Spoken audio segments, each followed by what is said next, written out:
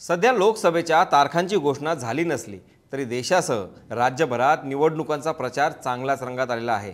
लोकसभा निवडणुकीच्या पार्श्वभूमीवर उपमुख्यमंत्री अजित पवार यांनी सुद्धा बारामतीचा दौरा सुरू केला आहे आणि निवडणुकीसाठीच्या पहिल्याच दौऱ्यात अजितदादांची जीभ घसरली। बारामतीच्या निरावा गजमध्ये अजित पवार यांनी केलेल्या एका मोठ्या विधानाने वाद निर्माण झाला आहे। एका कार्यकर्त्याला मोक्का कारवाईमधून वाचवल्याचे अजित पवार यांनी भर सभेत म्हटलं आहे। विशेष म्हणजे जीवाभावाच्या माणसांमुळे माझी अडचण होते असेही अजित पवार यांनी म्हटलं आहे। या मोक्का कारवाईचा विषय कसा सुरू झाला तर गुरुवारी रात्री निरावा गजमधील सभेत अजित पवार हे एक किस्सा सांगत होते। खरं तर बारामतीमध्ये काहीही अडचण आली तरी मी तुमच्या पाठीशी आहे असं त्यांना सांगायचं होतं, मात्र झालं तिसरंच। या किस्स्यात त्यांनी जिल्हा परिषदेचे माजी अध्यक्ष विश्वास देवकाते यांना मदत केल्याचे सांगून मोक्कामधील कार्यकर्त्याला वाचवल्याचे अजित पवार म्हणाले। बारामती शहरातील जुन्या भाजी मंडईतील किस्से सांगत असताना अजित पवार यांनी हे विधान केले। त्यामुळे उपमुख्यमंत्री कोणालाही मोक्काच्या कारवाईतून वाचवतात का अशी चर्चा सध्या राजकीय वर्तुळात रंगली आहे। अजित पवारांच्या या वक्तव्यानंतर महाराष्ट्रातील जनतेच्या डोक्याला मोक्का हा शब्द भुंगा लावणारा आहे।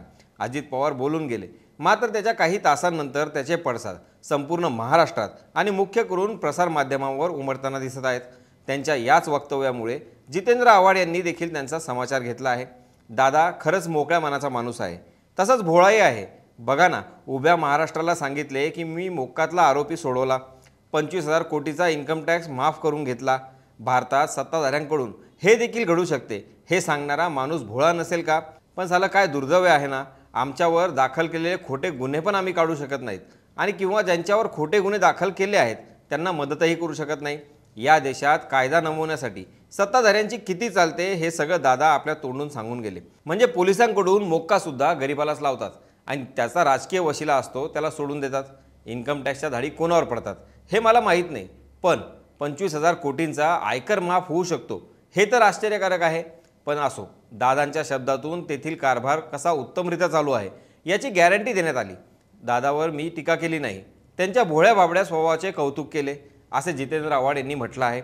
म्हणजेच काय तर अजित पवारांच्या खांद्यावर बंदूक ठेवून थेट महायुतीला टार्गेट केल्याचं त्यांच्या या विधानातून निष्पन्न होतं।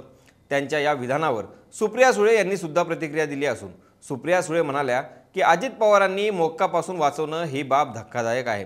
त्यांनी नेमकं कोणाला वाचवलं, कोणत्या केसमधून वाचवलं आणि एवढ्या मोठ्या मोक्कामधून वाचवण्याची कारणं कोणती होती याची माहिती द्यायला हवी आणि सोबतच सरकारने देखील याचं उत्तर द्यायला हवं। बरं, अजित पवारांची जीभ काही आजच घसरली नाही, नेहमीच कुठल्या तरी वादग्रस्त विधानावरून ते चर्चेत असतात।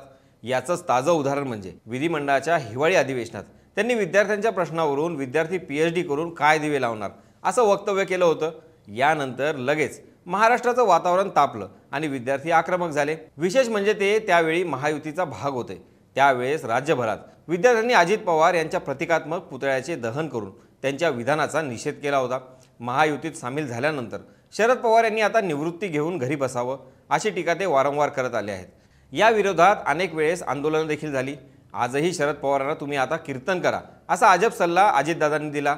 अजित पवारांची ही घसरणारी जीभ येत्या निवडणुकीत त्यांना आणि महायुतीला अडचणीत आणेल का आणि अजित पवारांच्या या विधानावर महायुतीमधून कशा प्रतिक्रिया मिळतील हे बघणं देखील महत्त्वाचं ठरणार आहे।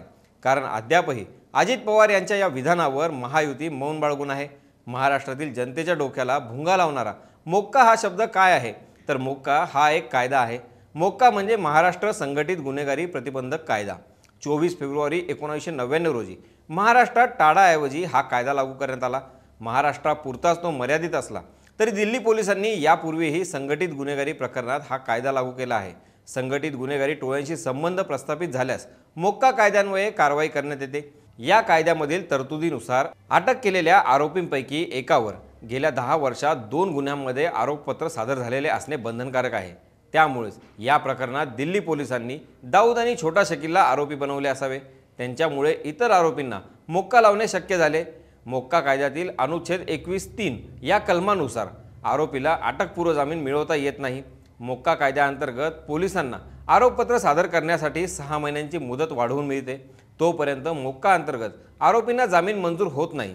आरोपी विरुद्ध पोलिसांना ठोस पुरावा सादर करता न आल्यास त्यानंतर जामीन मिळतो, परंतु बऱ्याच वेळा वर्षभरही आरोपींना जामीन मंजूर होत नाही। मोक्का अंतर्गत दोषींना जन्मठेप आणि 5 लाख रुपयांपर्यंतच्या दंडाच्या शिक्षेची तरतूद यात आहे। सोबतच दोषींची मालमत्ता जप्त करण्याचीही तरतूद आहे। तर असा असतो मोक्का कायदा आणि याच कायद्यातून पवारांनी एकाला वाचवलं असं ते स्वतः म्हणाले आणि अडचणीत सापडले। त्यांच्या या वक्तव्यामुळे राष्ट्रवादीच्या आणि पर्यायाने महायुतीच्या राजकारणावर कसा परिणाम होतो हे आता प्रचारातून समोर येणारच आहे। याबाबतच्या अपडेट आम्ही आपल्यापर्यंत पोहोचवणारच आहोत। तुर्तास इथेच थांबूयात, पुन्हा भेटूयात नव्या माहितीसह। तोपर्यंत आपण पाहत राहा त्याचं काय महाराष्ट्र।